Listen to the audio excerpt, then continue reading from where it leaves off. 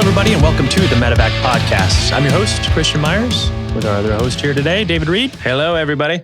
Before we hop into today's episode, if you haven't noticed, or if you've been a listener for a long time, you might have noticed we just passed 1 year uninterrupted episodes. And now this is our first interrupted episode. So Dave and I took a little break last week. We're hopping in after a fresh week off and starting year 2 of the MedEvac Podcast. Got some exciting guests this year. Yes. Who have we got today? So today we have Shawm Ahmed. Welcome. Thank you. Shawm was a naval helicopter pilot, another rotary wing guy. So welcome.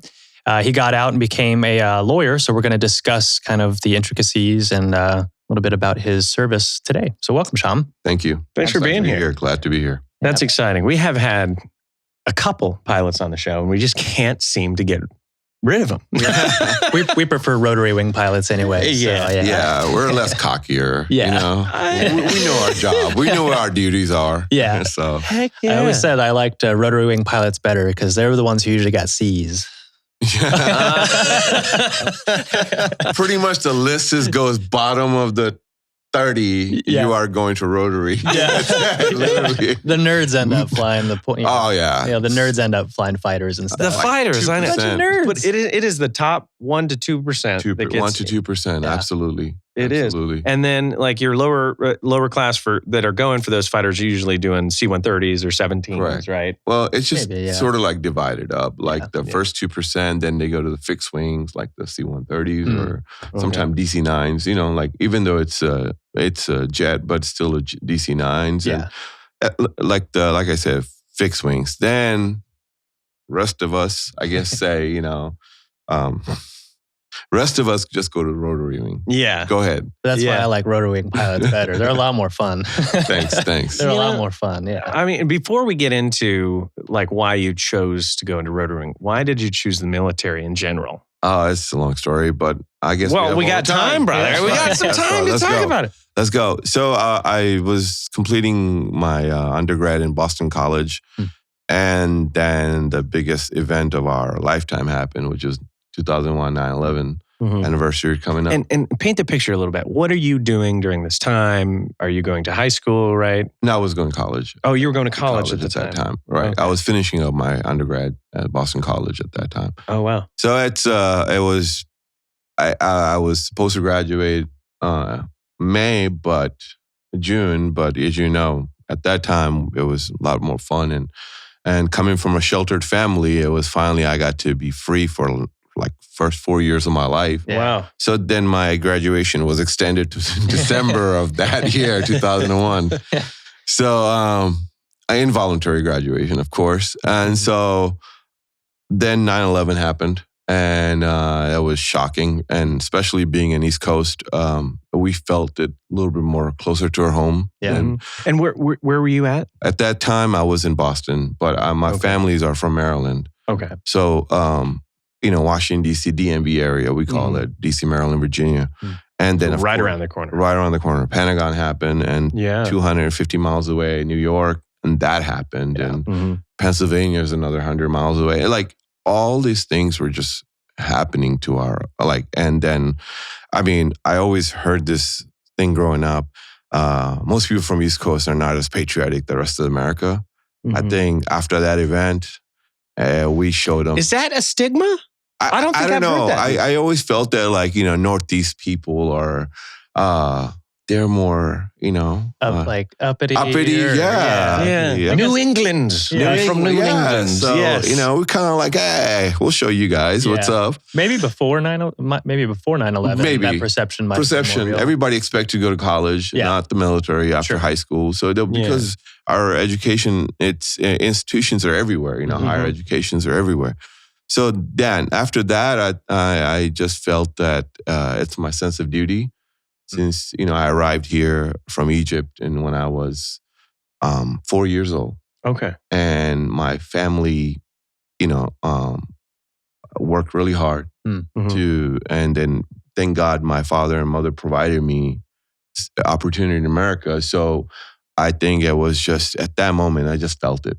Yeah. It's time to go. Yeah. It's time to give back and just be gratitude. And you were shipped off when? I went to OCS in February 2002. Oh, wow. So right away. Yeah. It was like a huge recruitment was happening at that time. Yeah. Now, how was your family's response to you wanting to join the military? It was mixed feelings, actually. Mm-hmm. My father is pretty adamant at that time for me to go to law school. Mm-hmm. It's the culture we come from. It's our parents decide our future. Sort of mentality. Yeah, and it's funny is that we had a conversation yesterday at taking a look at your resume items a little bit, and we're just like, man, this guy is a gunner. He's just always pushing for the next step, right? Yeah. So would you say that you're always being challenged? I challenge myself. Okay, I just cannot just accept the norm of what others expected of me. Yeah. So, and that came from your parents? No. Okay. I'm the maverick in the family. Okay. I'm the last one out of 6, and totally when I accepted the American lifestyle. Yeah. Okay. I accepted my Americanism. Mm-hmm. And so my family in the beginning were a little shocked, but then I questioned them. Why did you bring me here if you wanted me to raise a certain way? I should have been raised in Egypt and not come here after. That's yeah. And what was their response? I'm curious. Of course, shock at first, and then and acceptance after. Okay, well that's good. I had to share. First person. I'm really close to my father. I was really close to my father because I lost my mom in my early age. Mm-hmm. So like my father was both my mother and father, and so I felt that I needed his approval. Yeah. So I went to him directly and I said, Dad, I have to put law school for hold until I need to give back something to this country and any other way, And so my father was, at first, I say he was hurt by it. Mm-hmm. Then he realized I'm his son and he'd done the exact same thing with my grandfather at his days. Yeah. So he's like, I have to accept the fact. So then after his approval, everyone just came on board, sort of. Mm-hmm. It's full-blown patriarchy. Yeah. By definition. Absolutely. We don't even hide it. So you had to be looking at, you had to be fairly new to the military, right? It's obviously in a culture that is not very exposed to the military, especially being in New England, as you said. Yeah. So, what was your thoughts? What branch, what job position? How did you find yourself staring at OCS and going for rotary wing? Oh, God, I'm about to tell you some biggest cliche ever for Navy guy. Top Gun. Yes. That was it. He did. This is the second reference. He said he's the maverick of the family. Top Gun. So good catch. Top Gun. Top Gun. I expect at least 2 or 3 more. I do have some time of need for speed too. Yeah. So. Yeah, that is good. Yeah, I mean, I feel the need. Yes. Exactly. Yeah, so I just said, let's just go with it. And I really don't. Any other branches you were thinking of? Not really. It was Navy for life. Just be like, hey, they fly the most. We are the one carrying the Marines over there to work. And no offense to Air Force people, but they come on once we build a condo at the war zone for deployed. That's when focused they show on up. the grass as usual. Yeah, we show up last, Yeah, is this condo built? And do we have our flat screen TV? Yeah. Let's... Is the AC installed? Yeah, is the AC? Oh, it's not? Oh, we're not coming. We'll deploy next rotation. We'll send the Army on this one, Actually, there was a moment of regret. I should have went to Air Force. This subject comes up all the time, especially nowadays as people come up to me or a Christian and say, hey, man, what branch should I join? I'm like, none of them. No. None. I'm like, just depends, man. If you're, if you're trying to get a trade skill, probably the Air Force is the way to go for you, Right. It would make more Absolutely. sense. Yeah, if you want comfort, that's the way to go. Right. If you want a real military experience, Go grunt. Yeah, go that's that grunt. Depends on what you're looking for. No trade skills when I got out. Oh, sure. That's why I live under this table. I think that's a trade skill, man. Seriously. Could be. How long can you endure suck? Yeah, a very long time. Quite a bit. Yeah. I could. Yeah, let's 90% rule, Dave. Yeah. Anyway, so that's great. So you were shipped out that like February of 2022. So that was what a turnaround that was. Right. You must have, had this thought within weeks. You're just like, it's time to be a patriot. Actually, I was hoping sooner, but that was the time we have to have certain quotas that has to go a certain time. How busy was that time in the recruiting office? I swear to you, I did not ever expect it to what I walked into. Like, wow. I mean, people were just coming in. Like some folks that like you never expect them to have that in them. Mm-hmm. They were just there, and they were super busy. It's got to be a powerful time, though. Right? I mean, just the sense of patriotism, the anger, just all the emotions that are involved in that. I mean, you had to have felt like you were joining something bigger. Oh yeah, of course. And also, just 21 years ago. Can you imagine 21 years ago? It's nuts. It's nuts. Yeah. So 21 years ago, I think we were a different place in our country at that time. Mm-hmm. So we're more, we were hurt by it, We didn't expect that to happen. Yeah. I mean, we have Atlantic and Pacific to protect us. Mm-hmm. And we feel vulnerable. Mm-hmm. I think most American, may I speak for, is we don't like to be vulnerable. Yeah. We don't like to be defensive. We're an offensive person. Mm-hmm. We'll say what we have to do. What do? We do without any apology. You know the old saying, I'll ask permission later. Yeah. Don't ask permission, apologize later. Better to ask for forgiveness. Forgiveness. I don't think we even do that. We did what I did. Yeah. So, that's a valid point. That's it. We own it. So to be an American, you have really joined the melting pot here. I really have taken the culture of American culture to my heart. I felt like that's it. Mm-hmm. Why apologize? Country we come from. You shouldn't apologize for that. But the thing is, countries, cultures we arrive from are different mindsets, and it was especially we were under the dictatorship since before my birth. Yeah.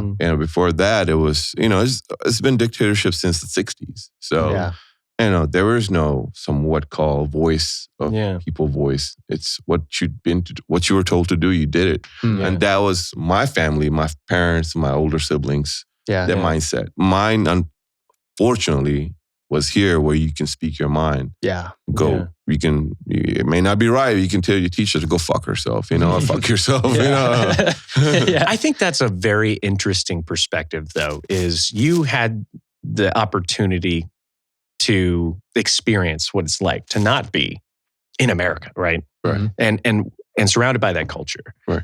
And I think there's a certain sense of entitlement that goes with that, is that you don't understand what you are missing, right? Right. So having that perspective of realizing what you have just totally made you immerse yourself into that culture. Absolutely. Which is incredible. And then months later, you turn around and join the military. Well, actually, remember, I arrived here when I was 4 years old. Yes. So it's like this culture has been embedded in me since my preschool. Yeah. So I was born in Egypt, but I don't know anything about it. Yeah. It's like I could barely speak Arabic. Yeah. So it was just what I know is what I know. This is my homeland. Yeah. This is what happened. And I was completely accept whatever comes in my way. Yeah. I appreciate that mindset so much because, even for myself, I didn't join the military out of some sense of patriotism. Like, truly, honestly, I was bored in college. I had friends who were in the military, and they said it was a great time, great opportunity. You can go do things in the military that you'd never get a chance to do in the civilian world. And that sounded like what I needed at the time. It wasn't out of a sense of patriotism or service to my country. And it's the total honest truth. That came later with being in the military. Like, I developed that while I was in the military. Wow. But coming from a different culture and surrounded and growing up in a household from a different culture too, like being able to accept that and say, no, I am American and I have a sense of duty and purpose for this country. that's a huge mark of wisdom and maturity, and in my opinion, especially at a young age like that. Yeah, well, my parents I give my father a lot of credit for that. Yeah. Also, it's just the upbringings were, our upbringings were sort of like a military style anyway. Yeah. Mm-hmm. So, we had our what time to eat and when to do. We have our functioning. So, very regimented. Right, very regimented. And so when I again, going back to that sense of patriotism, I think I can say most immigrants that arrive here and realize, they come here for a reason to better their lives. And again, this is my opinion. It may not be 100% or not, but like I said earlier, I don't give a fuck. As well as you shouldn't. Yeah. Exactly. I just think that most immigrants have a much larger appreciation. Exactly. I agree. I agree with that. But it's kind of like what we talked about a couple minutes ago is they don't understand because they've never experienced that. They've never seen a system outside of their own. There is a sense of complacency that sets in with them, with a lot of individuals who live in this country. Yes. So, when you have an immigrant that comes in, they value that and they appreciate that. Absolutely. And that changes their perspective. Absolutely. Yeah. Yeah. We were always, I don't remember all my life since my childhood, we missed the 4th of July. Mm-hmm. I don't even know what my Egyptian Independence Day is. I really don't know. Yeah. I don't even know the actual, their anthem either. Mm-hmm. I don't know. But all we know is every 4th of July, we were proud. Yeah. We were out there. So it's it was sense of we always felt that our community, our state, our city, our state, our country, it's from inside and spreading outside. And so again, there was a different time. 21 years ago. Do you think you would have ever considered the military if 9/11 didn't happen? I don't think so. Yeah. I don't think so. Interesting. That sense of patriotism makes your character just so much more of an inspirational story. Because when you have a sense of patriotism at that point where military was never an option, but you're going to war and you are. Yes. And you're like, I'm going to sacrifice for what this country has done for me. Absolutely. That is a different type of person right there. That really is. Well, there's another aspect that I would like to share. Mm-hmm. As I mentioned, I'm from Egypt, so my background is Islam. Okay.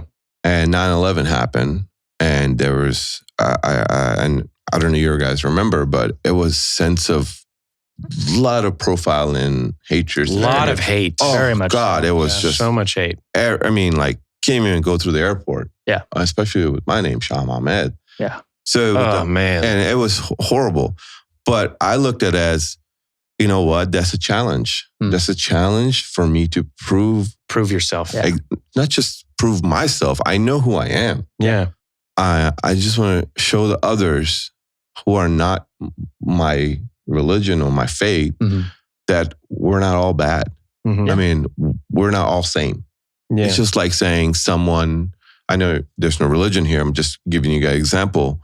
Some Italian Roman Catholics go out, start another Inquisition again. Yeah. Right?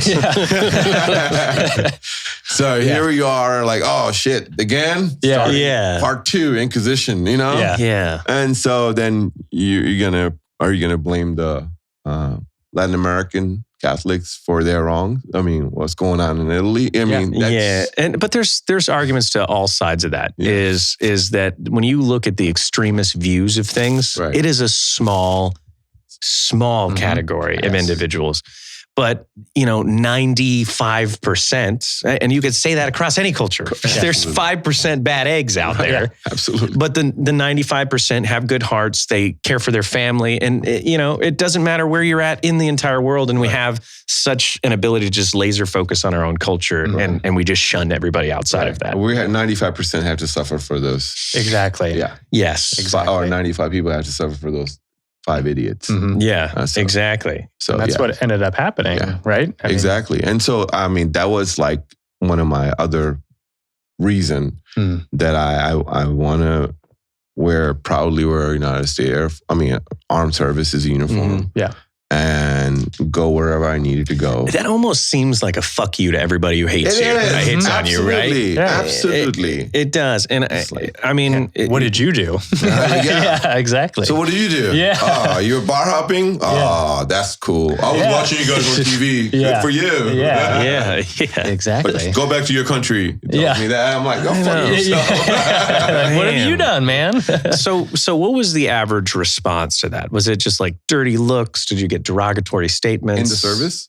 Not in the service. Let's go back to after 9/11. You're in that transitional period for, you haven't worn the uniform yet. Yeah. And I mean, because I remember the hate. So do I. Yes. I remember that, people would get beaten in the streets. Absolutely. Yeah. It happening in the East Coast. It happened to one of my relatives in New York.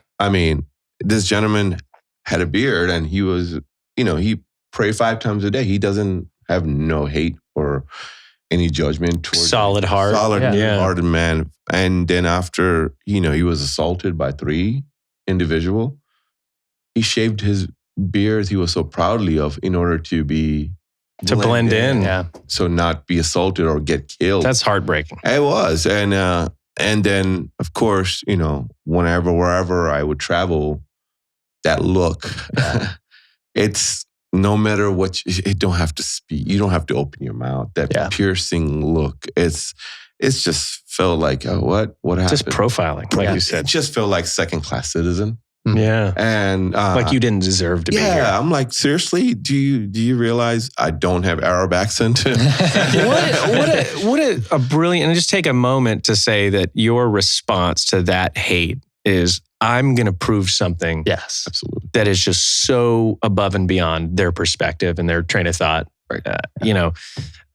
Fuck you. I'm going to join the military. That's it. That is rise awesome. to the challenge. Yeah, you rose to the challenge. That's pretty much what's my life. And not only that, became an officer who's a pilot. That's a big deal, man. Thank you for that. I think bigger deal was when I became a father. So I think is a rise above everything. Yeah. So I looked at it as a chapter in my life. Like many chapter, losing a family member's chapter. And so once I was done with the service, I never looked back, regret or moments that I should have done, coulda, woulda. Never did that. That chapter is closed. And now we're still a young man.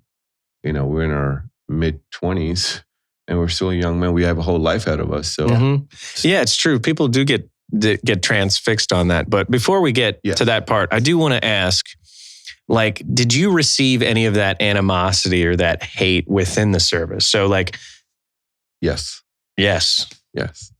And I'm not going to go in detail. Yeah, sure. But let's say. So you're always trying to prove yourself? Not really. I just didn't give a shit after all. Okay. Yeah. I just proved the Navy that I'm a good pilot, good officer. That's what my focus was. That's all you had to prove. Yeah. Right? I really didn't give a shit. Prove it to yourself and fuck those guys. Fuck those guys. And I really said if you're this small-minded, then you don't belong in my circle either way. So you're true story. You don't belong in my Navy now. Exactly. Exactly.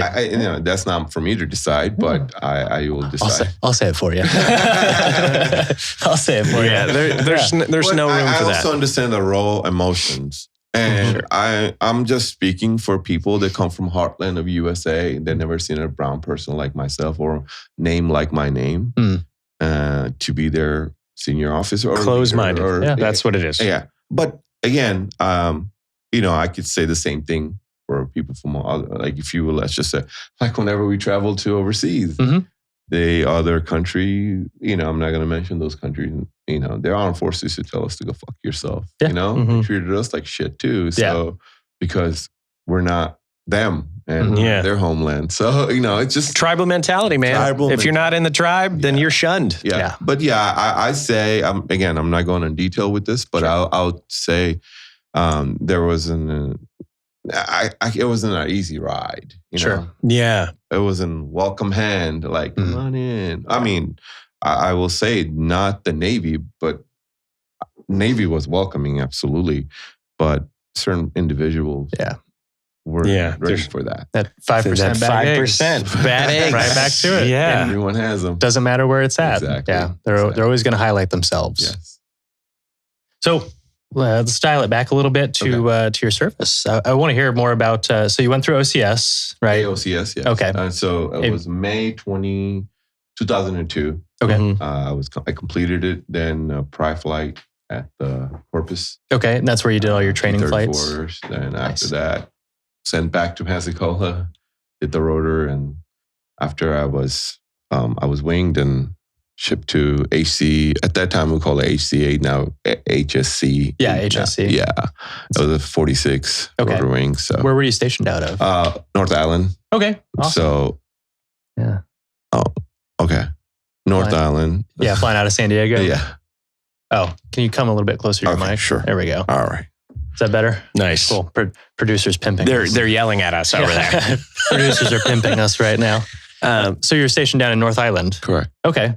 How was that experience for you down there? Dude. I love NASNY.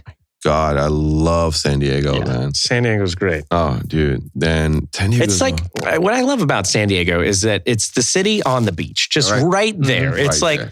It's this big, massive city where you could do everything. And it's not like a small beach town. No. It's just right on the beach. Right on the beach, and the weather is always perfect. Always perfect. The food. And the food. Phenomenal. Everybody does think they're famous there. Oh, yeah. So, well, I'm like, what do you effect. do? I'm an actor. I don't know about that. You're at Starbucks right now. Right. Well, just imagine 3 hours away in LA, how that would be like, like we're talking about 3 hours it's down like south. California in general is just California effect, I call it. Red, Red. Now everybody in, San Francisco thinks they're from LA, God, yeah. Everybody wants to claim. And I was like, but then you don't deal with the people from LA, so... Thankfully. Well, I see them on TV, so... Everyone from LA is on TV, right? Pretty much. You might see your own house getting, whenever the We're going to get 1,000 comments, but stop hating on California. We're both from California, guys, so calm down. Left on purpose. I'm from East Coast. I'm from East Coast, so hey. We're just as bad. It's just that we don't highlight it as there are sometimes we are highlighted, especially sometimes. New England doesn't have Patriot. No, I'm just kidding. I feel like everybody from the East Coast is a little bit grumpier. They're all. I think it's the cold effect. It's the cold, right? Because we don't like cold, and we don't like to have a long conversation. It makes you gritty. It's cold. I'm not going to sit there and explain to you everything abbreviated. Okay, get there. Yeah, because it's too cold. Too cold. Let's move on. It's 5 degrees outside. Wrap this up. It's not about patriotism. They're just cold as shit. Seriously, come on, man. What do you expect me to ask you? Yeah, so it's just expedience. Yeah, that's all it is. And also, and during summertime, sorry, we don't like the tourists. So we have our headset. And I could feel that. I think I was on my 7th grade field trip to, how you go to DC and New York. Yeah, correct. And I'm at the subway. I think it's the coolest thing in the world. I'm like, what? I mean, come on, 13, 12 years old. Great. Right. And I think, this guy sitting down on the subway, I'm like, hey, how's it going? Like a little kid. And he's like, fuck you. And I'm like, welcome to New York. I guess. That's right. It obviously scarred me for life because I'm holding on to that animal. I still talk about it once a week. I know. That guy in New York. So let's talk about the training a little bit. So OCS, AOCS. Well, it's pretty streamlined for you. Yeah, 13 weeks. No complications for that. It was funny. It was fun. First time flying a helicopter. Around by Gunny. Yeah. First time flying a helicopter. How was that experience? Oh, freaked out, man. Hell yeah. I still freak out, actually. I mean, there's nobody, I don't know any chopper pilots will tell you, dude, it's not a joyride, but. Because it's very meticulous. Very meticulous. Mm-hmm. And it has to pay attention to everything. It's not like fixed wing, once you take off, I always say, put on autopilot and go to sleep. Wheels up, feet up. Wheels up, feet up, exactly. No, it wasn't challenging, but then I kind of got lucked out with the 46, actually. 46 is an older aircraft, but still the most durable, comfortable as well. I mean, for the pilots, but not for the passengers. So, I stayed with that platform until I completed my terms. Mm.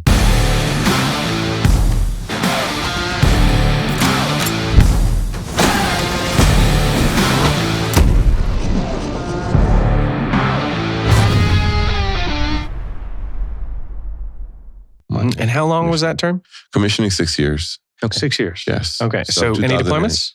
Yes. Well, I was deployed with the USS Peleliu out of MOU.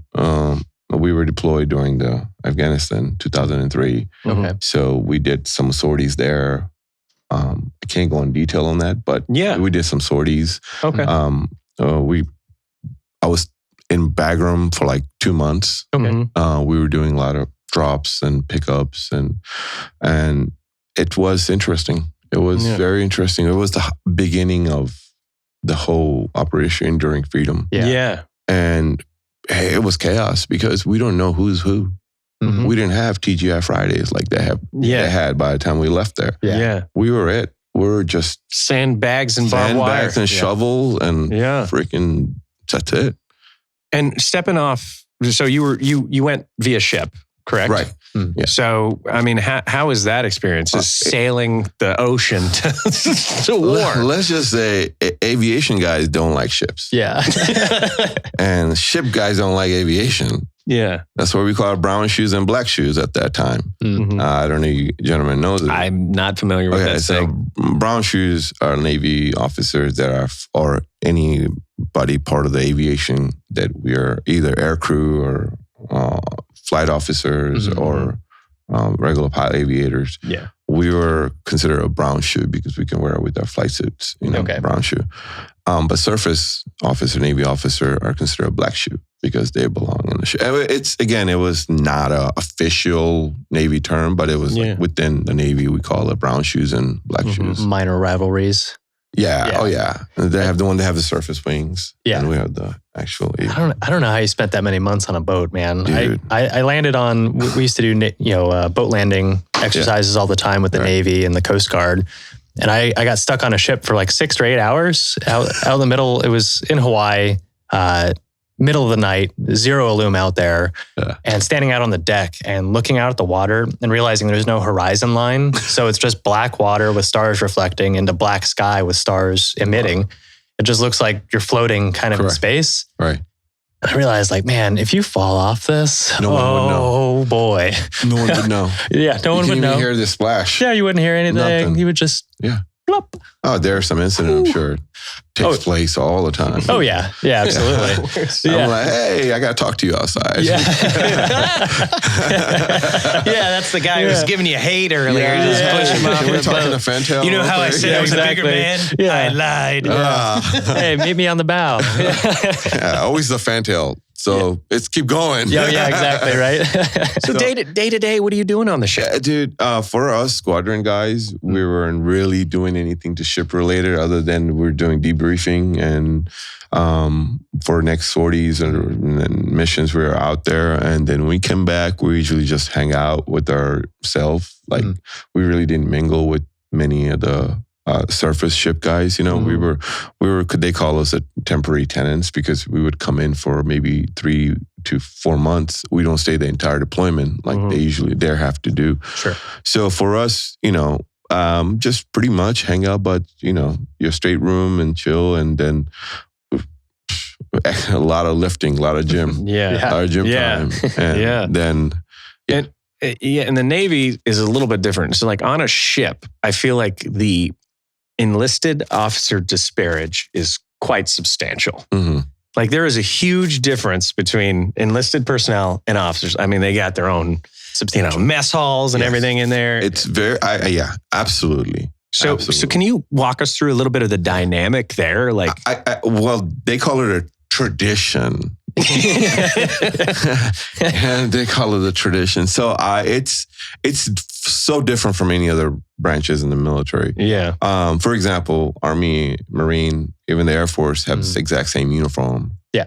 Where in the Navy, senior enlisted E7 above or all officers have our khaki uniform, where the E1 to E6 would wear, they're called the blues. The Chiefs? Yeah. Well, starting with the Chiefs. E7 and E8, E9. Yeah. They wear same uniform. But they have their own...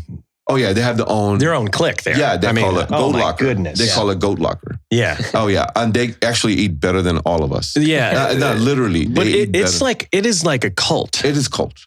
And they have their... Again, I don't know too much detail, and I was too afraid to ask them. Because, as an officer?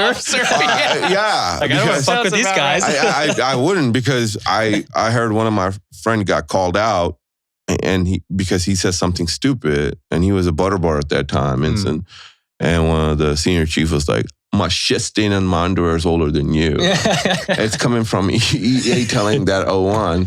Well, that's, I mean, that's kind of like fair. That's fair. I was like, look, I saluted you. You did your salute. Get the fuck out of my way. That was the way it was. Yeah. So like, I really has utmost respect for any senior enlisted folks, even E6.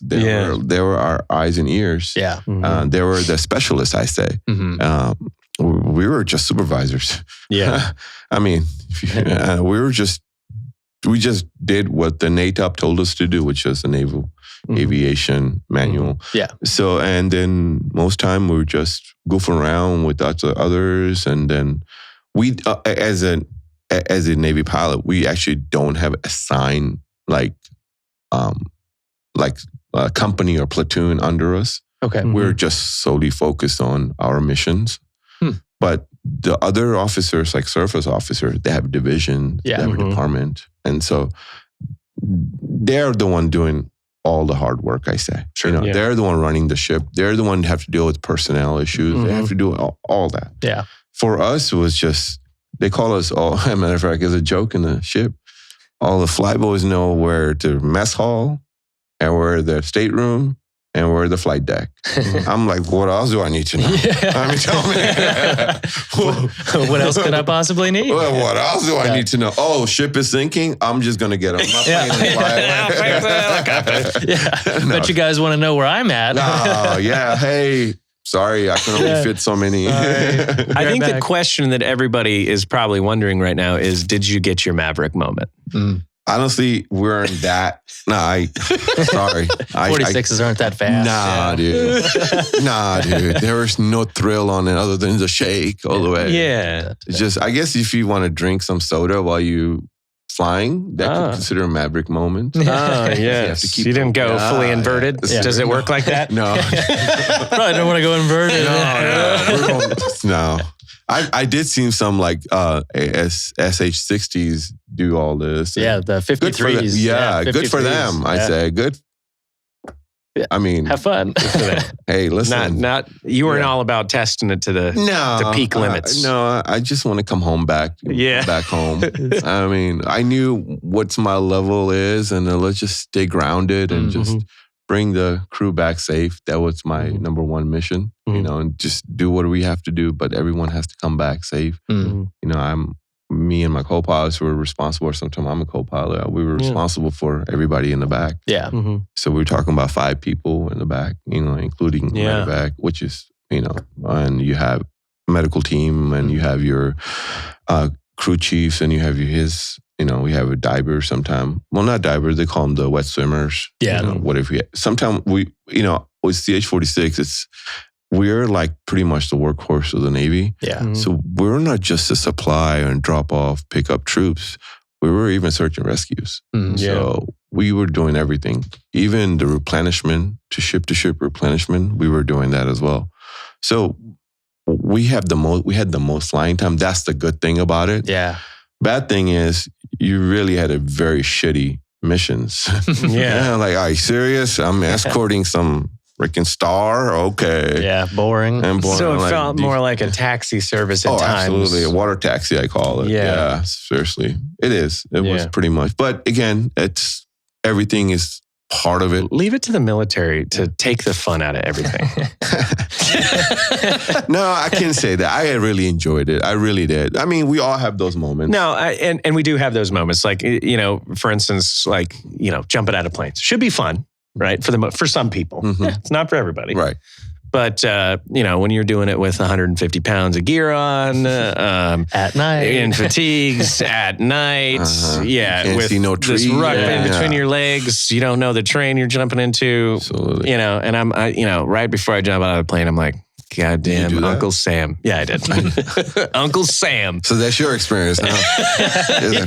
Fuck, I'm doing this. Yeah. I'm jumping out of the stuff you're flying, But why? That's my only question. Like when I see like normal people, like much fun. normal civilian going up there, jumping off the aircraft, I'm like, dude, it's perfectly good aircraft. Yeah. That question goes to this guy because he's a professional skydiver. I've got a couple under my belt. But, fun is the answer at the end of the day. I get it. It's fun. There's a limit of fun. I get it's just me. I'm like, seriously, I want to come home to my kid. Yeah. And I understand that aspect for sure. I mean, that's, there's always a way to continually increase the risk margin to increase your fun. But at a certain point, like just diminishing returns, right? Diminishing returns. Yeah. Well, it's like if you get bored skydiving, like I did, like skydiving is great, but it can get boring because it's kind of repetitive. So what do? You take up base jumping.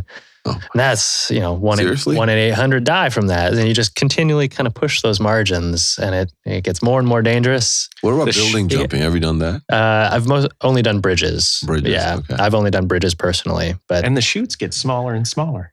For base jumping, they're pretty big, but for skydiving parachutes, they like huge. To continually increase the fun, you decrease the size of the wing because it increases your speed and your performance. So you start out going 10 miles an hour. Speed goes up, control goes down. Yeah, you're doing 120 by the time you're a professional, dragging feet across the ground. You just increase risk, right? And at a certain point, I understand what you're saying. I just want to come home at the end of the day. Like, why do I need to push it that far? Right. And some people do. Some people want to just push it to the limit. And that's we all have our vice, I guess. Yeah, that's exactly. It. I think for my vices, I guess lately I picked up this really shitty vice: cigarette. Oh no! I know, and I'm cutting it down to like maybe 2 a day. But like, you can as we continue in our conversation, you'll know after what happened in the Navy, my real life came in, which is what I'm living right now. So, sometimes I look back and like, damn it, I had it good. Good. No responsibility. Just do whatever we have to do. Just accountability was there, paid to eat and, whatever. There's a big difference in accountability and responsibility. Yeah. Oh, absolutely. Also true. So you wrapped up your service in 2008? Right. Okay. And then you went back to school? Correct. I knew I was going to do that. Like, I knew I wasn't going to recommission myself for another 6 or 4 years. And I felt the need, it's time. Yeah. It's the time. Then I did do 2 years reserve, but I hardly did anything. Sure. Yeah. The IRR. IRR. And so after that, I, thanks to military service and my college was funded. And I was privileged enough to attend the University of Maryland, College Park, and finished my law degree there, JD. And from there, one of the main reasons is, again, military did help many ways. First of all, it helped me organize, prioritize. And that's something, it's like a number one life lesson that people can take from the service. It's like, what is the priority? How do you organize this? And how do you strategize? Yes. And so for me, law school was, I won't say cake, but it's just kind of like follow through whatever the requirements is. Did you find that transition from, going from college to military back to school to be challenging at all? Or you just jumped right back in? No, actually, I found it much more comfortable than when I was doing my undergrad, thanks to military. Yeah. Because when you finish high school, you go in completely blue or green, you call it, into college as a freshman and finish 4 years of undergrad. You really just don't know. Don't appreciate it. Exactly. Exactly. That's if we could say a word to this whole podcast today, it was like appreciation. I think, Thank you. Absolutely. I think that's it. But you didn't, they don't appreciate it at first. So they go buck wild because like you said too, is, you were free for once, the first time in your life. 4 years, man. The best 4 years. And we only, you need it. Yeah. I mean, I hope my family is not listening to this. I did not come home at 3 a.m. completely shit-faced. I swear. When I was junior in college, I did not have any chicks in my room, I promise. It's haram, haram, haram. Shit. That's the best joke of the day. That's funny. My life is a fucking joke now, dude. That's funny. Not even funny. close, my friend. Not even close. Oh, man. So yeah, you kind of whipped through law school. Yes. And, so what were the biggest differences between law school and, say, the pilot program you went into? Or the training? Pilot program is so much more advanced. It's law school, really, in comparison to studying that I've done, it's continuous studying. It's like you become a pilot, no longer required. No. We literally have to study. We study the whole time you're in the service. Yep. And some things that, like, the movies don't show, they're always showing the pilots are flying and then getting drunk and playing. No, it's more like after flights, we review our debriefing. Then we go back to our manuals. Then we read about everything that it could be done and it could achieve. We read about strategies, how we do approaches, what angles. I mean, they're just continuous. And when we do have time, that's when we can blow off steam. Yeah. But movies don't show that boring parts. They just show when we're blowing off steam. Yeah. All like admin. everything. Right, everything. Right. It's like police officers. 99% of their job is paperwork. Yeah. Paperwork. But you see the movie and you're just like, well, I want to go do this. I want to be a cop. Yeah, shootouts and car chases. Yeah. What are you going to have to write reports? Yeah.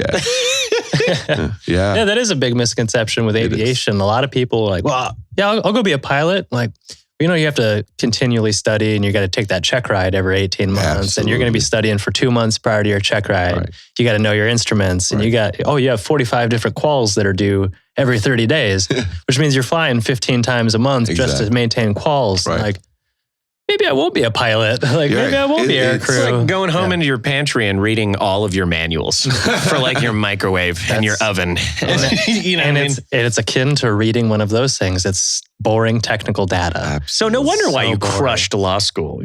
I was infantry. When I went to college after, I was like, math? I have to math right now? Oh, yeah. We're in the same boat with the math thing too, man. I was like, anything that doesn't deal with math, I've done enough. Yeah.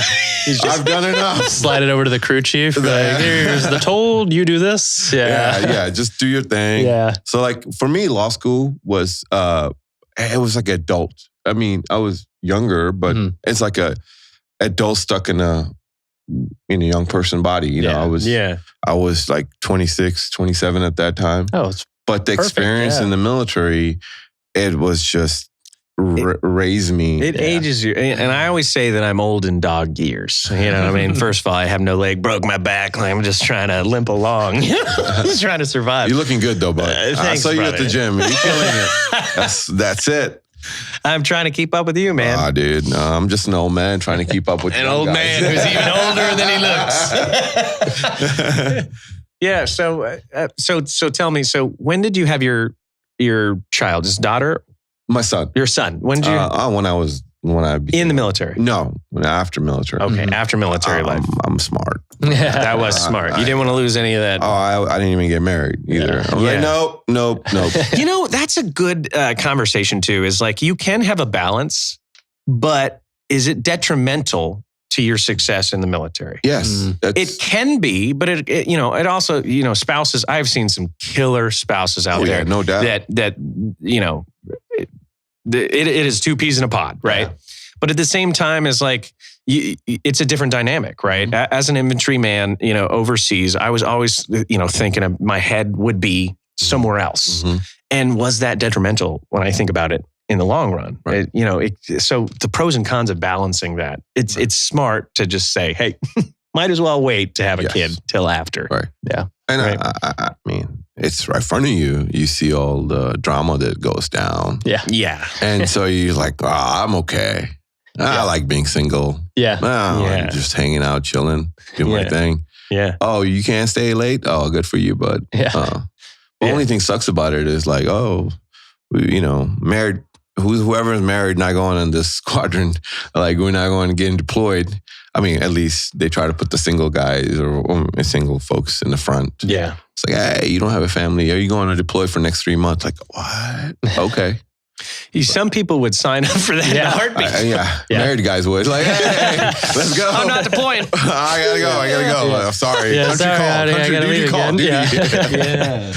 No, but after law school, man, it was, since I was in DC, Maryland area, so went to work for a Fragelman law firm. Mm-hmm.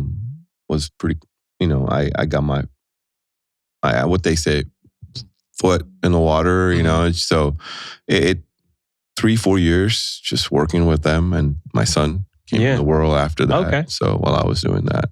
Okay. And so how's your experience being in law? Do you like it?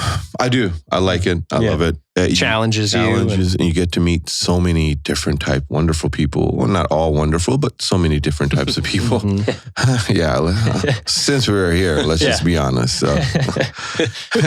Not everybody that walks into a law firm is there for the right reason, I guess. But I was like, oh, whoa, wow, really? Okay. You were accused of murdering 13 people? All right. God, yeah. Everybody's innocent. You got to prove me. I was like, oh, dude, seriously. Okay. Do you think the military prepared you for being a lawyer as well? Absolutely. I think military prepares you to become anything you want to be. Yeah. I mean, most of our presidents in the past were former military. Yeah.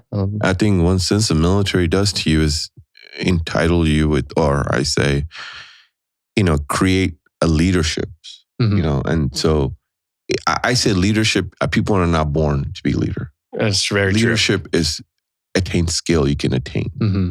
So I think military enhanced that. Yeah, absolutely. And military brings out the person you always hiding from the world. Yeah. It gives you that purpose. No. You don't have to hide anymore. Just be the person you were meant to be. I think it's interesting in that it establishes independence quite a bit as well. Big time. Right? I always tell people, if you're in a really shitty situation, like my childhood was very rough upbringing. It wasn't college for me. You know what I mean? It was like, so when I joined the military, I was able to separate that past experience of my life and move on to the next chapter. And then focus on those skills of leadership and nothing else because I was infantry. But dude, this complete leadership is the one that helped independence, leadership, absolutely, and then going back to accountability. Yeah, I was completely stunned how many civilians never take accountability to as a priority. That was my shocking thing. Time is what killed me when I got out of the military. Was if I'm going to meet you at 7:30. Oh my God, dude! I'll be there at the very least by 7:30. Right. And then you'd have friends that show up at 8 o'clock, 8:15, 8:30. Right. My buddy Carl. Yeah. Where's Carl at? We're talking about you. So you're a half hour. So there's no time management. Right. There's no accountability. Oh yeah. It still kills me, bro. Yeah.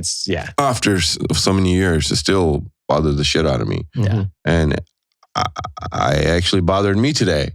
Oh. Really, I was stuck in a meeting and I was like, I gotta go, but my client is, he was prolonging it. I'm like, come on, I know I won't be able to. And time is money, baby. Time is money, but they are paying me. So I'm like, all right. It's all right. It's the balance, Yeah, balance. So that was absolutely. But what I experienced is ethical behavior. It's like, I know lawyers should not be talking about ethics and where we are. Yeah. But I kind of expected someone can hold their ethics, but there were hardly any. And so, I went from trusting my fellow. I see where you're going. Right. Interesting. With your life, right? Yeah. I mean, seriously, those mechanics that worked on my aircraft, ADs, what we call it by their rates, or avionics guys, I don't know their names or I don't know who they are, but I trusted them. They trusted themselves to bring me back home safe. And that's something, it was so shocking. I mean, I know I prolonged it to tell you what was the difference between coming out of the military and dealing with the civilian. That was it, trust issue. Trust issue was because that is a big one. Yeah. I don't know. Time is as well. I completely agree with you. But if you don't trust the people you're with, yes, what do you do? That is a good point. Yeah, that is a really good point. Especially when it comes to hiring a lawyer. Is that, I might be putting you on the spot here, and feel free not to answer, but is that something when you were shopping around for law firms that you wanted to work at? I'm sure it was a consideration that you took, is ensuring that their ethics and morals were high. Is that something that you found to not be the case? So let me go back a little bit. Yeah. When you have your JD, you don't shop around. Oh, okay. You take what you get. You take what you take. Yeah. Exactly. Yeah. Okay. So, and if you do shop around, you'll see all has something. It's not like, oh, this is better than this, or this is moral, ethical, or this. No, everyone is there to hunt, and they will do whatever it takes sometimes. And sometimes they'll get away with this, sometimes they don't. So for me, I chose something that it is already national level. The fragment law firm that I work with, they were national level. Okay. So it's like, in the background that I was specialized in, and I won't mention it, but it's kind of like that were the house. That's just the house you want to work with. Okay. Gotcha. Okay. So it's a pretty reputed house. And so for me, it was glad that I was part of it. And that's one of the reasons I chose University of Maryland, because they were based out of Bethesda, Maryland. Oh, okay. Yeah. So it's like, again, military helped me strategize. Yes. Where do you want to go? I don't want to go to anywhere and where, like, don't send me to Florida for law school. I love to, but then after that, I have to do my own research and do where, you're already University of Maryland or GW or even Georgetown. These are the prominent areas that you want to be if you want to work in the DC area. Yeah. So then I said, why not? And it's paid by the Navy, so makes more sense. Yeah, I mean I think that that's a really valuable skill and trait that the military taught me, and it's something I try to apply. Dave and I talk about it all the time about civilians. Even just thinking one step ahead can save you so much heartache, can save you so much anything. Right. If you just think even one step ahead, when you're in traffic, if you think one step ahead, you're going to save yourself so much time. And people don't stop to even consider that.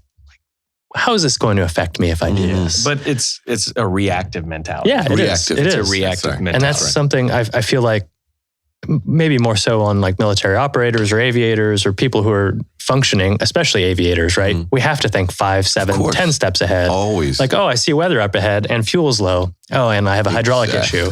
Now I got to think like 10 steps ahead. Like, how the fuck am I going to transition through this? And how am I going to deal with this hydraulic issue? Right. Like, it forces you to consider, what's going to happen if you make these decisions. And I think that is such a value. That is more valuable than anything I ever got out of the military. Right. And that one thing right there is being able to consider my actions and how they're going to affect the rest of my life or other people. I didn't realize that, but that's become because we're so accustomed to that already. Yeah. Like, now that you mention it, I second that emotion. Yeah. Seriously, it's like, it is so important. I think the leadership comes with it, but then thinking 2 steps ahead, it is the leadership. And that's all it takes, really. It takes just 2 steps ahead. Like, if you see the guy in the fast lane screaming over to his exit, like cutting across all the lanes of traffic, like, oh, that asshole. He's not paying attention. That's completely reactive mentality. And if you're making your decisions like that in life, like, you're going to end up hurting, or you're going to end up in a position. And it's not a team player as well. Yeah. Exactly. You can tell that person doesn't care about anyone but themselves. That's true. And I think the military does, in conjunction with what you said, teaches you how to work as a team. Oh, yeah. Right? Even if I don't like you, I have to work with a team with you. Yeah. And you get back out and it's right back into that individualistic mentality. Right. And how difficult is that to thrive in?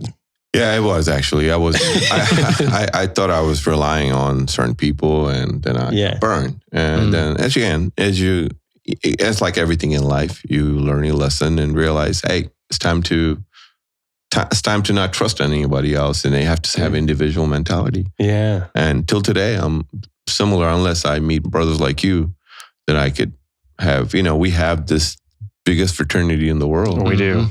I mean, you could come from any walks of life, any race or gender. It doesn't matter. But we have one thing in common. We all ate the same food and shit the same thing. Yeah. That is very true. It's true. That is very true. We all bleed the same blood. Yes. It's something that supersedes anything else. You're right. Right. And as well as it should. As well as it should. But anyway, brother, so what do you do besides crush it on a regular basis? Well, thanks, bud. I really love enjoying time with my family. Yeah. I have a beautiful wife, and she's an amazing supporter of my life. And she's like my best friend. So me and her, we're very, very like content with our life. So, but said, I'm a go-getter, man. I don't think I'm going to stop until I'm going to the grave, man. So like for me, recently, as a few months ago, I still do my law attorney things, right? Good.